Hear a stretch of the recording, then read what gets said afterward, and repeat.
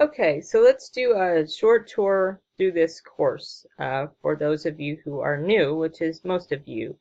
When you sign in, you will come into the course homepage, which has the news items.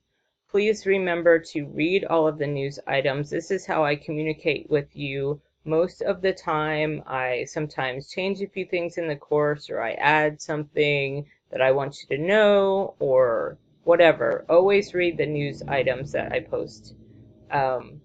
So under content, that is where all of the assignments are, as well as the syllabus information. Please make sure that you read the syllabus and you look at the snapshot. I recommend you print that out so you can keep track of where you're at. We have other sources in here to look at. Just have a look at all of those. The information literacy modules, these are extra credit.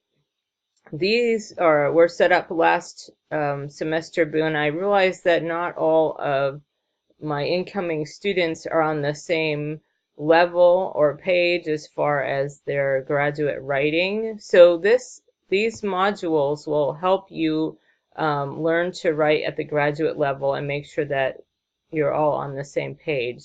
So what these are is go ahead and go through the modules.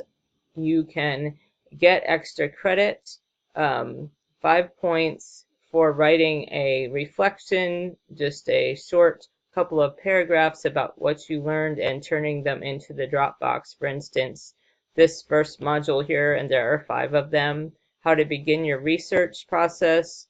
If you go through the video and a couple of the other sources down here, then there is a Dropbox for your reflection. 5 points doesn't seem like a lot, but at the end you'll have 25 points, and this is just a little incentive to get you to do this, especially if you are new to graduate school or you haven't been back to school in a long time. I really believe these will help you out. We don't have time during the course to actually insert these into the course as assignments, so these will be done on your own time. So if you have any more questions about these, please let me know. And next, you just go down to the next assignments, as you can see. So under assessments, this is where we have, you can go to a discussion board, the Dropbox, your grades. That's mostly what we do. Oh, class progress. I don't normally check this, just so you're aware. I can see what you have clicked on and what you haven't. For instance, if you never look at the syllabus, I can tell that. But I don't normally look unless you are not doing well at all, and I'm suspicious that you're just not putting any effort into it. So I look at that and say, hey, well, maybe if you would have looked at this, it might help your grade. Anyway, I just want you to be aware of that. You can also look at your class progress to see how you are doing if you've missed things that you want to look at. So it can go both ways for that. Under communication, we have the calendar. There is a chat in here that can be used. Sometimes I open up a chat on Saturday mornings just to see if anybody has any questions. You can get to your email, discussions, and your groups. When there's group assignments, this tells you which group you are in. There's help for how to use D2L. This is your ePortfolio link right here. So when you start your ePortfolio next week, you will go right here into this tab, and this is your portfolio area. You will be building a new presentation, and it's a little complicated at first, but you'll get the hang of it. While I'm here, let me just show you one thing. So these are all of the things I have built in here, and I have several things. But here is my example ePortfolio, and real quick, this is how to share the URL, because you'll need to do that next week. So you click the drop down box here, you click on share. you will click this box, allow anyone with the URL to view the presentation.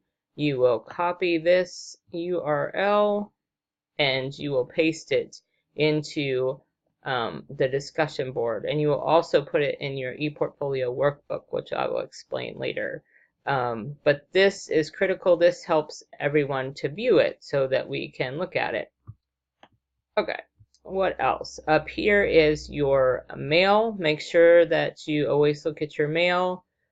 This is for new chats.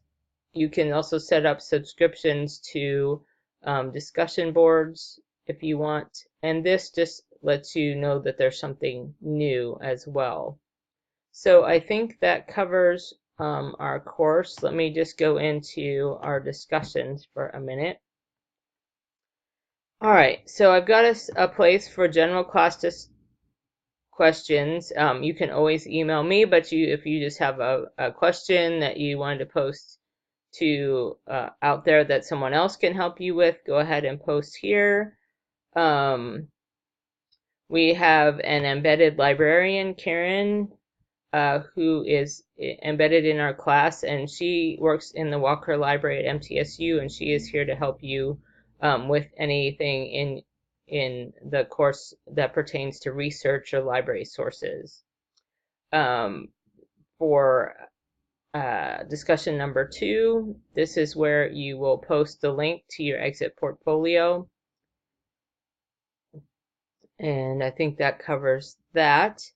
So that's about it as far as how the course works and how D2L works.